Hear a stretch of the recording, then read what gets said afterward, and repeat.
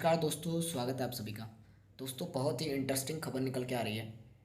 जो आईएमएफ है उसने पाकिस्तान के सामने एक कंडीशन रखी है कि अगर पाकिस्तान चाहता है कि वो आईएमएफ से पैसे ले तो उसके लिए उसको अपना जो न्यूक्लियर प्रोग्राम है उसको अबंडन करना पड़ेगा। इसका मतलब ये है कि उन्हें छोड़ना पड़ेगा वो। और इस पे पाकिस्तान की आवाम जो है वो क्या राय दे रही है, इस पे जो पाकिस्तानी मीडिया है वो उनकी अपने लोगों की राय ले रहा है। तो चलिए, इस पे हमारा वीडियो रहने वाला है, देखते हैं वीडियो। ऐसी न्यूक्लियर पावर का क्या करना है कि यहाँ पे आज भी जो है ना लोग रोटी को तरस रहे हो। ऐसी न्यूक्लियर पावर का क्या करना है कि यहाँ पे नौजवान जो है तालीम लेके बेरोजगार फिर रहा हो। तो इन सारे मामलों में आईएमएफ की शर्त मुझे बिल्कुल वैलिड लगती है। और हमारा दफाई बजट आप देख लें, 1200 अरब या 1300 अरब 1400 अरब ये सालाना ले जाते हैं, उसकी इफेक्टिविटी क्या है? इसी वजह से तो हमारा मुल्क सलामत रह चुका है। अगर ये चीज़ें ना हो तो हो सकता है कब से हमारे ऊपर ये जो हुक्मरानी है फॉरेन कंट्रीज़ की होती है, यूएस की या इंडिया की। क्योंकि इंडिया देख ले, इंडिया से पहले भी क्या बालाकोट वाक़या देख लो, 29 फरवरी वाला क्या किया था उन्होंने। हम जो हैं करज़ई हैं। जब एक ग़ुलाम कौम होगी तो भाई उसको लाजमी बात है, जब है ही ग़ुलाम तो उन पर आप फिर कंडीशन ज़्यादा इम्प्लाई कर सकते हैं, ठीक है, अप्लाई कर सकते हैं। एज़ कम्पेयर टू इंडिया हम तो बड़ी मतलब अजीब सी कंडीशन में है ना। हम किसी भी चीज़ में इंडिया को कम्पीट नहीं कर पाते। एक चीज़ है जिसमें हम कम्पीट करते हैं, वो सिर्फ है प्रोपोगेंडा। कि हमारे मीडिया सर इस तरह की वर्किंग करते हैं कि एक डर में रखा हुआ हुकूमत को कि नहीं नहीं नहीं हम यहाँ पे पैसे इसलिए कम नहीं कर सकते कि जी वो फलाना मिसाइल छोड़ देगा, फलानी क्लाशनकोव चला देगा। यार, आज ये कल्चर नहीं है। आज हमें अपने दफाई बजट कम करके हमें तालीम पे इन्वेस्ट करना होगा, हमें रोज़गार देना होगा, हमें नए टूल सीखने होंगे, तब जो है वो कौमें तरक्की करती हैं। खाली क्लाशनकोव लेके मिसाइल जो है वो ये पुरानी किस्से कहानियाँ होगी, हमें इससे निकलना पड़ेगा। अस्सलाम वालेकुम, नमस्ते, सत श्री अकाल। मैं हूं सना अमजद। नाज़रीन, आईएमएफ ने पाकिस्तान के सामने एक और कड़ी शर्त रख दी। पाकिस्तान अगर आईएमएफ से बेल आउट पैकेज अप्रूव करवाना चाहता है तो पाकिस्तान को ये दो काम करने होंगे। पहला, अपना डिफेंस बजट जो है उसमें 15% कमी करनी होगी, और दूसरा, पाकिस्तान को अपना long range nuclear missile cancel करना होगा। क्योंकि आईएमएफ के मुताबिक इन दोनों चीज़ों पर बहुत सारा पैसा लगता है और पाकिस्तान जैसी कंट्रीज़ इन चीज़ों को अफोर्ड नहीं कर सकती। इसी पर आज हम बात करेंगे पाकिस्तान के अवाम से कि पाकिस्तान के अवाम का क्या कहना है। क्या इस बार पाकिस्तान आईएमएफ की इन शराइत को मानेगा या नहीं? आइए जानते हैं पाकिस्तान की अवाम से। अस्सलाम वालेकुम। वालेकुम अस्सलाम। आपका नाम? सिप्ते हसन। आपको पता है कि आईएमएफ ने पाकिस्तान के सामने एक और शर्त रख दी है। आईएमएफ का कहना है कि अगर Pakistan bail out package approve करवाना चाहता है तो पाकिस्तान को दो काम करने होंगे। पहला, अपना डिफेंस जो बजट है उसमें 15% कमी करनी होगी, और दूसरा, पाकिस्तान को अपना न्यूक्लियर मिसाइल जो है वो कैंसिल करना होगा। क्या कहेंगे आप? आईएमएफ ने ये शराइत रखी हैं, कैसी शराइत हैं? देखिए, मेरे ख्याल से बिल्कुल वैलिड शराइत हैं। ऐसी न्यूक्लियर पावर का क्या करना है कि यहाँ पे आज भी जो है ना लोग रोटी को तरस रहे हो। ऐसी न्यूक्लियर पावर का क्या करना है कि यहाँ पे नौजवान जो है तालीम लेके बेरोजगार फिर रहा हो। तो इन सारे मामलों में आईएमएफ की शर्त मुझे बिल्कुल वैलिड लगती है। और हमारा दफाई बजट आप देख लें, 1200 अरब या 1300 अरब 1400 अरब ये सालाना ले जाते हैं, उसकी इफेक्टिविटी क्या है? इंटरनेशनली जो है हमें यूरोपियन यूनियन नज़र आती है, हमें अफ्रीकन यूनियन नज़र आती है। हम अभी भी उसी प्रोपोगेंडा में घुसे हुए हैं कि जी इंडिया गलत है, फलानी रियासत गलत है या कोई भी रियासत गलत है। तो मेरा ख्याल है कि जंग के एलिमेंट को छोड़ के हमें अमन को बढ़ाना चाहिए, हमें फेडरेशन को मजबूत करना चाहिए और अपना दफाई बजट कम करना चाहिए। तो जो बार बार टैक्स जो है जो आम पब्लिक पे लगाया जाता है, जो मिडिल क्लास पे लगाया जा रहा है, जो वर्किंग क्लास पे लगाया जा रहा है, उसको बोझ उनसे कम करके सरमायादारों पे बोझ लगाया जाए, इंडस्ट्रीज पे बोझ लगाया जाए, सरकारी खर्चे जो हैं वो कम किए जाएँ, और उसके साथ साथ जो दफाई बजट है जो 1400 अरब हमारी फौज खा रही है उसमें कमी होनी चाहिए।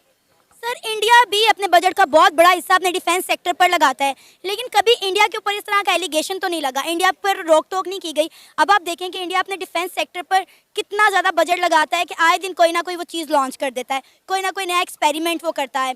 तो उन पर इस तरह का कोई एलिगेशन या कोई रोक टोक क्यों नहीं है? देखिए, इंडिया का जो जीडीपी है वो हमसे बहुत ज़्यादा है। इंडिया का जो इंडस्ट्रियलिस्ट है वो हमसे ज़्यादा, वो दुनिया के माने जाने इंडस्ट्रियलिस्टों में गिना जाता है। उसके बाद जो वहाँ पे एक 40 करोड़ की मिडिल क्लास आबादी है उसको हुकूमत सपोर्ट कर रही है, उनको नेशनल दायरे में ला रही है। हम इन बातों पे बहुत पीछे हैं। हम किसी भी चीज़ में इंडिया को कम्पीट नहीं कर पाते। एक चीज़ है जिसमें हम कम्पीट करते हैं, वो सिर्फ है प्रोपोगेंडा। कि हमारे मीडिया सर इस तरह की वर्किंग करते हैं कि एक डर में रखा हुआ हुकूमत को कि नहीं नहीं नहीं हम यहाँ पे पैसे इसलिए कम नहीं कर सकते कि जी वो फलाना मिसाइल छोड़ देगा, फलानी क्लाशनकोव चला देगा। यार, आज ये कल्चर नहीं है।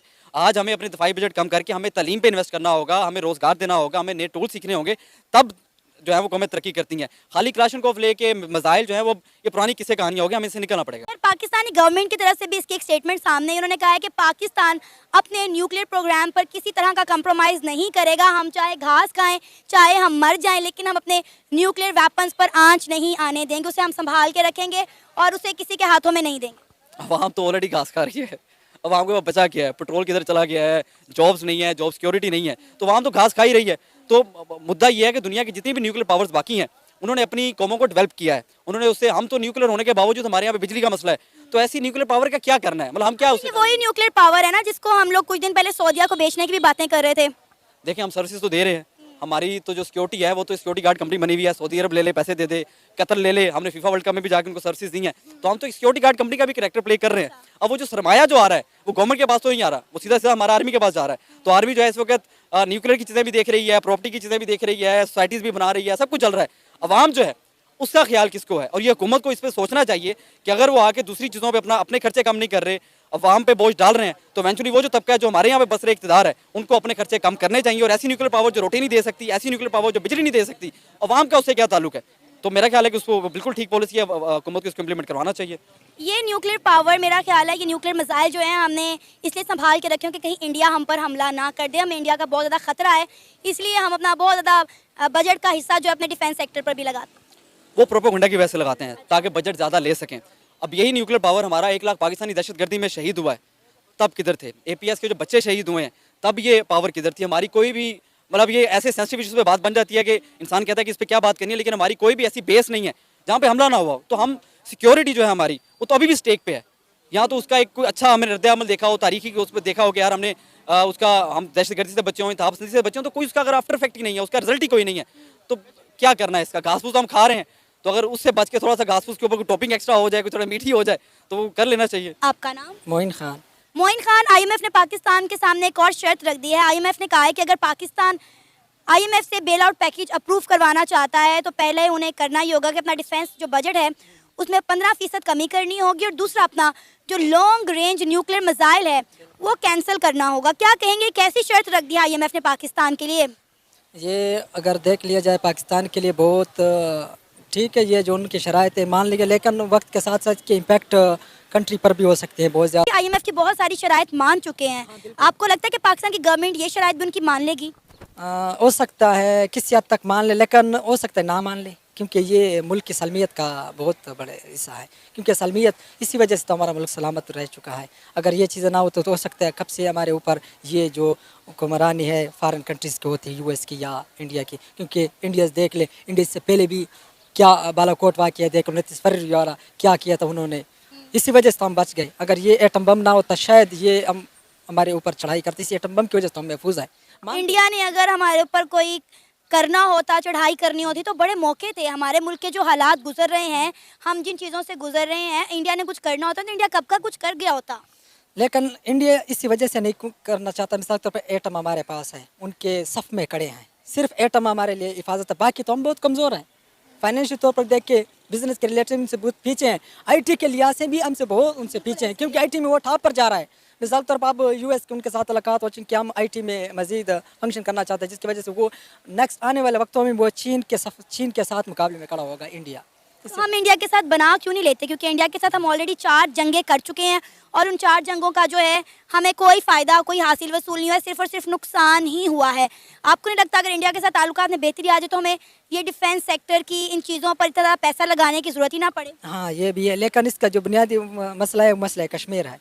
कश्मीर की वजह से, क्योंकि कश्मीर वालों पे नैतिक कश्मीर पर वो जिस तरह जुल्म कर रहे हैं हम खुद देख रहे हैं, और इसके अलावा हमारे कंट्री में खुद जो पॉलिटिकल इंस्टेबिलिटी है ये भी बहुत बड़ा मसाइल का सबब है। इसलिए मैं तो ये सोच रहा हूँ पहले खुद जो मुल्क के हालात है उसको बेहतर करना चाहिए, फिर बाद में दूसरे ममालिक के साथ मुलाकात बेहतर, क्योंकि मुल्क में क्या सिचुएशन चल रही है, पॉलिटिकल इंस्टेबिलिटी है। देखे ना, आपको नहीं लगता कि हमारा मुल्क जो है वो ऑलरेडी आइसोलेट होकर रह गया? कोई कंट्री हमें इन क्राइसिस से निकालने के लिए आगे नहीं बढ़ी, ना तो हमारे किसी के ताल्लुकात अच्छे हैं जो आए और हमारी मदद करे, और ट्रेड हमारी वैसे ही नहीं होती। तो आपको नहीं लगता कि हम इन हालात से हमारा निकलना बहुत नामुमकिन सा है?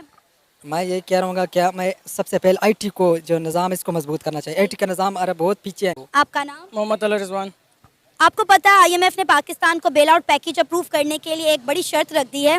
बेसिकली 2 शराइत हैं। उन्होंने कहा है कि एक तो आपको अपने डिफेंस सेक्टर में, डिफेंस के बजट में 15% कमी करनी होगी, और दूसरा पाकिस्तान को अपना लॉन्ग रेंज न्यूक्लियर मिसाइल जो है वो कैंसिल करना होगा। क्या कहेंगे IMF की इन शराइत पर? शराइत तो देखिए अक्सर इस तरह की होती हैं कि नाकाबिले मंजूर होती हैं, ठीक है। अब जब हमने कर्ज ले लिया है तो हमें उनकी शराइत लेकिन पूरी करनी पड़ी, मसला नहीं है। इंडिया भी अपने बजट का बहुत बड़ा हिस्सा जो है डिफेंस सेक्टर पर लगाता है। इंडिया पर इस तरह की रोक टोक क्यों नहीं लगाई जाती? इंडिया पर इस तरह की रोक टोक इसलिए नहीं लगाई जाती क्योंकि इंडिया ने कर्ज नहीं लिया हुआ किसी से। हम जो हैं कर्ज ही हैं। जब एक ग़ुलाम कौम होगी तो भाई उसको लाजमी बात है, जब है ही ग़ुलाम तो उन पे आप फिर कंडीशन ज़्यादा इम्प्लाई कर सकते हैं, ठीक है, अप्लाई कर सकते हैं। एज़ कम्पेयर टू इंडिया हम तो बड़ी मतलब अजीब सी कंडीशन में है ना, तो उसकी वजह से हम पर कंडीशंस लगाई जा रही हैं, जिसकी वजह से हम अपने आप को फेस नहीं कर पा रहे। क्या लगता है हमारी गवर्नमेंट इन शराइत को मानेगी या नहीं? कौन सी शराइत? यही जो IMF ने लगाई हैं। जब पहले वाली शराइत मान रही है तो लाजमी बात है ये भी मानेंगे, लेकिन उसके लिए मैंने आपको बताया ना, कंक्लूजन उसका यही है कि शॉर्ट टर्म बेसिस पर हमें लोन ले लेना चाहिए अपने पड़ोसी ममालिक से। तो क्या हमें अपने न्यूक्लियर मिसाइल को सेक्रीफाइस कर देना चाहिए एज अ पाकिस्तानी? आपको क्या लगता है? नहीं, बिल्कुल भी नहीं करना चाहिए। इसीलिए तो मैंने आपको रिजल्ट बताया कि भाई शॉर्ट टर्म बेसिस पर उनकी कंडीशन को पूरा कर दें। आप इसकी तरफ जाएं ना, ये ऑप्शन है ही नहीं भाई। अगर ऐसा हो जाता है तो इसके इफेक्ट्स क्या हो सकते हैं, आफ्टर इफेक्ट्स? अगर न्यूक्लियर मिसाइल हमने उनके पास रखवा दिया, बिल्कुल लाजमी बात है फिर जो हमारे पास रही सही, जो हमारे पास पावर है वो भी नहीं बचनी हमारे पास।